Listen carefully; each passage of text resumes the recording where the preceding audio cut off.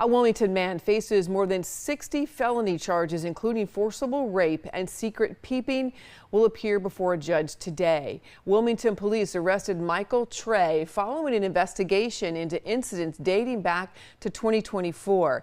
Police say Trey sexually assaulted several victims while they were unconscious or helpless. The most recent charge was filed just last week.